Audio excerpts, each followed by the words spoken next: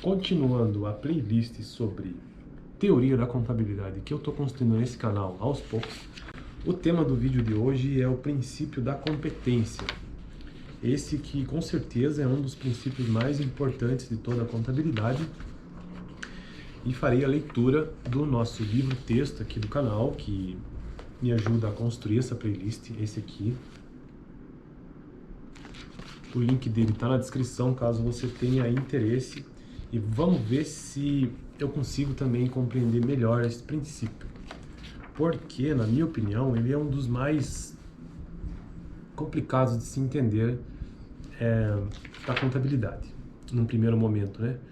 Lembrando que já gravei alguns vídeos sobre essa playlist de modo geral, de teoria da contabilidade, e que o livro-texto é este aqui, nós estamos avançando no conteúdo dele, já estou na página 37. Então já abordamos diversos assuntos, eu faço a leitura e depois eu faço algum comentário também. Mas os vídeos anteriores, este aqui, onde eu entrei num tema mais específico sobre os fundamentos, sobre os postulados, sobre os princípios de contabilidade, o tema era núcleo fundamental da teoria contábil. Então, repetindo, neste núcleo fundamental da teoria contábil é que se discute os postulados, que se discute os princípios orientadores ou norteadores e os fundamentos. Então, eu já gravei vídeo sobre o princípio da entidade, que foi o primeiro, e o princípio da continuidade, que foi o vídeo anterior a esse aqui. Então, vamos para o próximo princípio da competência. O que esse autor traz sobre isso? O princípio da competência está associado com o movimento, aliás, com o momento de geração do fato econômico que promove a variação patrimonial da entidade. Então eu vou repetir. O princípio da competência está associado com o momento de geração do fato econômico que promove a variação patrimonial da entidade. Beleza? Antes de continuar a leitura dele, vamos voltar em conteúdos anteriores que tratam sobre a contabilidade como ciência. Já gravei um vídeo aqui no canal sobre isso também. Preste atenção nisso aqui. A contabilidade tem incessantemente buscado sua afirmação no ambiente das ciências. Para isso, olha só, para isso identificou e definiu o patrimônio das entidades como seu objeto de estudo. Então, o objeto de estudo da contabilidade ou da ciência contábil é o patrimônio da entidade, ou o patrimônio das entidades. É, portanto, sobre esse patrimônio que os estudiosos da contabilidade têm dirigido suas observações para compreender e explicar todos os efeitos resultantes que os fatos econômicos podem provocar, de modo a permitir que futuras previsões sobre o seu comportamento possam ser verificáveis. Eu tentei achar aqui nos textos anteriores qual é a definição exata sobre fatos econômicos, e está aqui em algum lugar, só que eu não achei. Então eu vou tentar tirar isso de cabeça, que eu espero que esteja certo, mais ou menos assim, por cima, né? Os fatos econômicos são todos aqueles relacionados à atividade comercial mesmo, ou de serviço, seja o que for, que afeta o patrimônio de uma empresa. Isso talvez tenha mais relação, inclusive, com a economia, né? O que de fato é o que significa um fato econômico? Puxando de memória, então, é todo aquele movimento, ou toda aquela atividade, ou toda aquela execução que de alguma maneira afeta o patrimônio de uma empresa, seja no ativo, seja no passivo, seja no que for. Se afetou o patrimônio da entidade, então é um fato econômico. Vou deixar assim gravado para esse vídeo, mas eu queria ter encontrado onde que diz isso de forma bem formal, né? Mas não encontrei. Deixei para procurar em cima da hora e não encontrei. Vamos lá então, princípio da competência. Vou repetir aqui, tá? O princípio da competência está associado com o momento de geração do fato econômico. O princípio da competência está associado com o momento da geração do fato econômico, ou seja, aquilo que afeta o patrimônio da entidade, que promove a variação patrimonial da entidade. Essa variação normalmente é reconhecida pelo ingresso da receita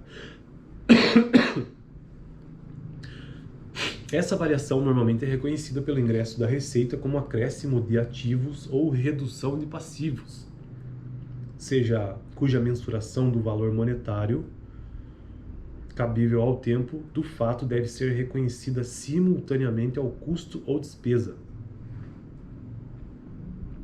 proporcional ao sacrifício despendido para sua geração. Essa variação normalmente é reconhecida pelo ingresso da receita como acréscimo de ativos, olha só, então um valor acrescentando o ativo ou reduzindo o passivo, cuja mensuração do valor monetário cabível ao tempo do fato. Então, o princípio da competência também tem relação com todo fato econômico que promove uma variação patrimonial no valor monetário cabível e no tempo adequado, e que deve ser reconhecido simultaneamente ao custo ou despesa. Bom, porque se há uma receita, tem que haver um custo, né? Ou uma despesa. A gente vai ver isso em outros vídeos na playlist de contabilidade básica, principalmente quando eu for tratar de uma outra demonstração chamada demonstração do resultado, ou demonstração do resultado do exercício. Então, o princípio da competência é preciso ter um valor monetário cabível ao tempo do fato e deve ser reconhecido simultaneamente a receita contra custo ou despesa proporcional ao sacrifício despendido para a sua geração. Estou meio gripado. Advoga-se o fato geral. Olha só, essa aqui é uma palavra-chave bem comum para quem estuda contabilidade e também a área de direito, né? Advoga-se o fato gerador, como causa primeira do registro das receitas, dos custos e das despesas contra o momento do recebimento ou do pagamento desses elementos de resultado, rejeitando-se desta forma o registro pelo regime de caixa. O regime de competência pressupõe a confrontação entre receitas, custos e despesas. Então, é no momento que acontece. Tendo como fato gerador, eu vou pegar um exemplo, que é o que eu estou fazendo lá no escritório que eu estou trabalhando agora, e estou aprendendo esse conceito ou esse princípio na prática. Por exemplo, eu vou fazer a escrituração contábil de uma nota fiscal. Essa nota fiscal, hoje, por exemplo, é dia 27... dia 27, que mês que a gente tá, que eu nem sei, eu acho que é junho, né? É 27 de junho de 2023. Mas essa nota fiscal, ela não é do dia 27, essa nota fiscal é do dia, um exemplo, tá? Aleatório aqui. Ela é do dia 3 de junho desse mês. Veja só, já se passaram vários dias, né? Quando eu for fazer a escrituração contábil, ou seja, a parte da contabilidade no escritório que é fazer o lançamento contábil, eu preciso lançar essa nota com a data do fato gerador, ou seja, a data da nota fiscal. Entende? Essa que é a diferença básica. Não me interessa, e aqui nós estamos falando, pode ser de um fornecedor, tá? Pode ser lá um fornecedor qualquer. Fornecedor ou mesmo uma nota de receita. Então você vai fazer o lançamento contábil na data que ocorreu. Vamos pegar o exemplo da receita. Independente de que essa receita tenha de fato entrado ou não, vamos pegar um exemplo de uma venda. Independente de que, indiferente se a empresa faturou esse valor e fez para receber no próximo mês, pelo regime de competência, ou seja, pelo princípio da competência, eu tenho que registrar na contabilidade a nota de quando foi feita, ou de quando houve o fato gerador, que é a data daquela nota. Então isso é o regime de competência, no momento em que aconteceu naquele período. Já o regime de caixa, que ele acabou de trazer aqui no conceito, é diferente disso, e eu estou aprendendo isso na prática, porque o regime de caixa eu vou registrar este fato econômico quando de fato ele ocorreu.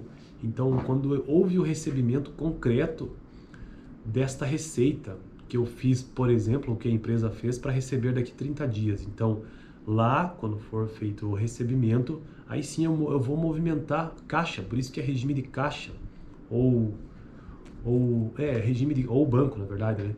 Então, quando houver essa movimentação, que movimente o caixa, que saiu de fato o dinheiro, então isso é o regime de caixa. Enquanto que o regime de competência, apenas estou registrando a movimentação financeira ou fato econômico que está alterando o patrimônio da entidade no momento em que ela ocorre, mas isso não necessariamente significa que houve uma movimentação monetária de caixa, entende? Então essa é a diferença, não sei se eu consegui explicar muito bem. Vamos continuar a leitura, porque o vídeo já está ficando longo e eu tenho 1 minuto para concluir. A Resolução 750/93 do CFC apresenta as seguintes possibilidades de realização da receita e ocorrência dos custos e despesas para fim de aplicação correta do princípio da competência. E aqui ele traz algumas possibilidades, que eu acho que eu nem vou ler aqui no vídeo não. Mas deveria, porque são itens bem importantes, mas como eu me ocupei dando um exemplo no vídeo de hoje, que talvez eu nem tenha explicado tão bem assim, mas é só para trazer uma ideia geral, não vou fazer essa leitura não, são muitos tópicos, talvez num vídeo posterior. Ou no próximo vídeo que eu vou falar aqui no canal sobre o registro pelo valor original, que é um outro princípio, nós estamos avançando, né? O primeiro foi entidade, depois continuidade, competência, e agora esse competência e o próximo registro pelo valor original. Eu vou tentar fazer uma revisão desse princípio de hoje de competência, mas espero que eu tenha ajudado nesse vídeo com um básico assim do que seja o princípio da competência, que está relacionado ao momento da geração do fato econômico e não o recebimento de fato dele. Beleza? Valeu, até o próximo vídeo.